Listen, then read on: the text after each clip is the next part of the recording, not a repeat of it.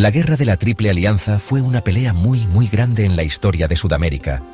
Empezó oficialmente en octubre de 1864, y así comenzaron años de guerra muy dura.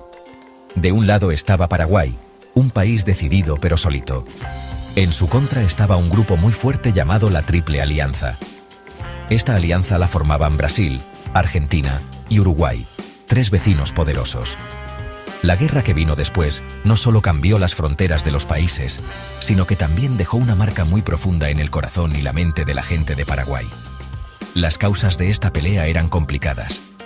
Tenían que ver con quién tenía más poder en la zona, con el dinero y con problemas de fronteras que existían desde hacía mucho tiempo. Lo que hizo que la guerra empezara de repente fue una invasión. Soldados de Brasil y Uruguay entraron a Paraguay, y eso hizo que los problemas fueran tan grandes que ya no se podían arreglar hablando. Paraguay, que en ese tiempo estaba dirigido por el presidente Francisco Solano López, sintió que esto era un ataque directo a su libertad y a su país. Por esta agresión, López tomó la difícil decisión de defenderse. El país, aunque sabía de los peligros, empezó a juntar lo poco que tenía para una lucha que sería larga y muy difícil para sobrevivir contra enemigos muy fuertes. Esta no era una guerra que Paraguay quería, pero sintió que tenía que pelear. Desde el puro comienzo, se notó que un lado tenía mucho más poder que el otro. Antes de la guerra, se calcula que en Paraguay vivían un poquito más de 400.000 personas.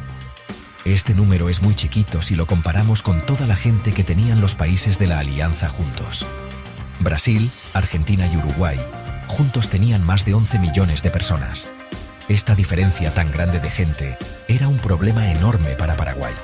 La cantidad de soldados que podían tener y las fábricas de los aliados eran mucho más grandes que lo que Paraguay podía hacer. Esta gran diferencia iba a afectar mucho cómo iría la guerra y su final triste para Paraguay.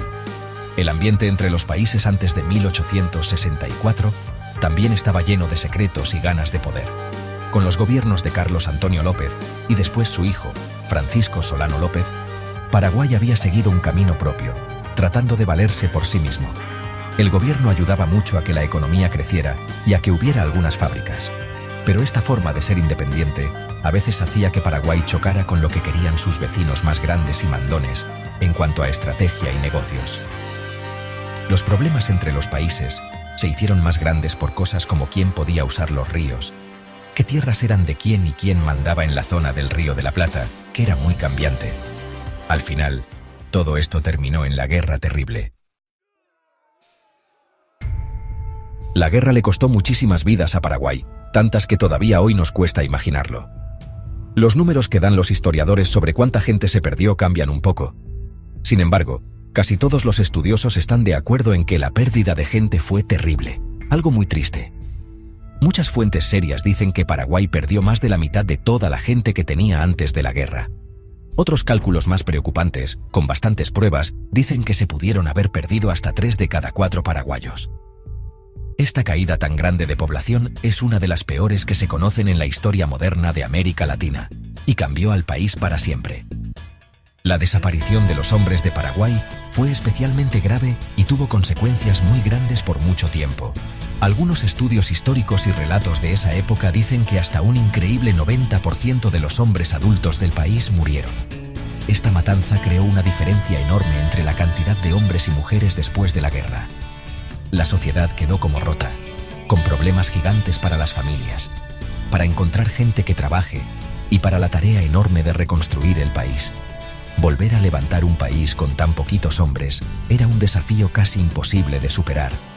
La fuerza y el aguante de las mujeres paraguayas en esta situación se volvieron leyenda, porque ellas se hicieron cargo de trabajos muy pesados. Es muy importante entender que las muertes en las batallas, aunque fueron muchísimas, no fueron la única causa de esta pérdida terrible de gente. El hambre por todos lados y las enfermedades sin control fueron como compañeros crueles de la violencia de la guerra, matando a soldados y a la gente común. Brotes terribles de cólera y sarampión, empeorados por la mala alimentación constante y la falta de limpieza, arrasaron sin parar por el país en guerra. La pelea interrumpió mucho la producción de alimentos y rompió caminos importantes para llevar comida, lo que causó largos tiempos de hambre. Estos asesinos silenciosos se llevaron miles y miles de vidas, muchas veces lejos de donde se peleaba. Mientras la guerra agotadora seguía año tras año, la poca gente que tenía Paraguay se fue haciendo cada vez menos, hasta niveles muy preocupantes. En los últimos momentos desesperados de la pelea, el gobierno de Paraguay tuvo que tomar medidas extremas para poder tener un ejército. Hombres mayores, algunos ya muy grandes para pelear, y niños muy jóvenes, casi adolescentes, fueron obligados a ser soldados. Muchos relatos de gente que lo vio en esa época describen grupos de soldados paraguayos formados casi solo por estas últimas reservas de hombres. Esta terrible falta de soldados en buen estado mostraba claramente que el país estaba totalmente agotado. Ya en 1866, al gobierno le costaba mucho dar siquiera uniformes básicos, y pedía a la gente que donara ropa para sus soldados. Además del costo humano casi imposible de entender, la guerra de la Triple Alianza dejó heridas profundas y duraderas en las tierras de Paraguay y en su economía. Como resultado directo de haber perdido, el país tuvo que entregar partes importantes de las tierras que tenía antes de la guerra.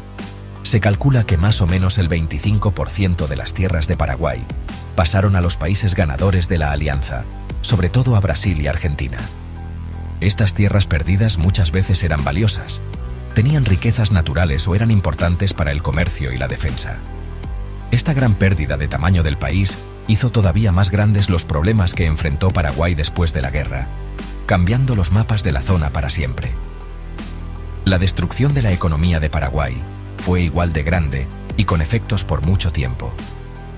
El esfuerzo enorme de la guerra gastó todo el dinero que el país tenía guardado para pagar su participación en la pelea y después, para empezar la tarea gigante de reconstruir, Paraguay tuvo que pedir mucho dinero prestado a otros países. Esta deuda tan grande sería como una sombra pesada que afectaría la economía de Paraguay por muchas décadas. Además, muchos servicios y negocios que antes eran del gobierno pasaron a manos privadas. Esto fue un cambio muy grande comparado con cómo Paraguay manejaba su economía antes de la guerra, y afectó mucho su independencia económica por muchos años. Cuando la guerra terminó oficialmente en 1870, Paraguay era un país totalmente destruido y rendido. Sus primeras obras, como los trenes y los telégrafos, estaban casi todas en ruinas o muy dañadas. Sus campos de cultivo, que antes daban mucha comida, estaban casi sin trabajar y abandonados por falta de gente y seguridad. Informes de esa época dicen que casi no había dinero de verdad circulando en el país. La economía se había deshecho por completo. Para reconstruir desde tanta destrucción, se necesitaba un esfuerzo nacional casi sobrehumano y mucha ayuda de otros países. Lamentablemente, esa ayuda muchas veces tardaba en llegar o venía con condiciones que hacían que otros países tuvieran más poder aquí. Todavía hay un debate importante entre los historiadores sobre qué tan desarrollada estaba la economía de Paraguay antes de la guerra.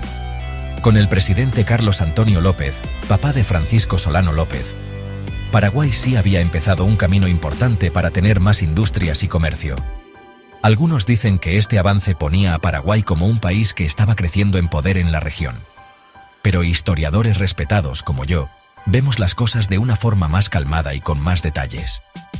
Aunque avances como tener el primer tren de la zona fueron importantes, la verdad es que las fábricas de Paraguay recién estaban empezando y no se podían comparar con las grandes industrias de países poderosos del mundo como Gran Bretaña en esa época. A pesar de que la Triple Alianza era mucho más fuerte militarmente y de las pérdidas terribles que sufrió el país, la gran fuerza para resistir del pueblo paraguayo se convirtió en algo que marcó esta pelea.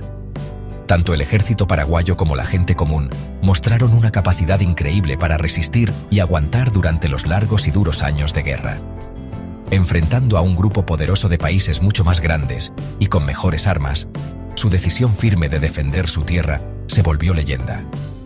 Este espíritu fuerte, nacido en medio de dificultades y sacrificios que no podemos ni imaginar, sigue siendo un tema principal y muy respetado en el recuerdo que tiene Paraguay de la Guerra Guazú, o la Guerra Grande. El recuerdo cultural de la Guerra de la Triple Alianza sigue siendo algo vivo y con mucha fuerza en la sociedad paraguaya de hoy. Es un tema del que siempre se habla, que inspira arte, y es una parte central de la investigación y el nuevo estudio de la historia. En los últimos años, se ha visto un gran aumento en los esfuerzos por volver a estudiar la guerra desde diferentes puntos de vista, usando nuevas pruebas y formas de investigar. Congresos internacionales de estudiosos, como el importante 15º Congreso Internacional de Historia de Operaciones Bélicas de la Guerra de la Triple Alianza que se hizo en Río de Janeiro en 2024, son muy importantes para esta conversación continua entre expertos. Estas reuniones ayudan a que los historiadores puedan compartir ideas valiosas. Los investigadores paraguayos están haciendo aportes importantes y activos para que entendamos mejor esta historia que sigue cambiando.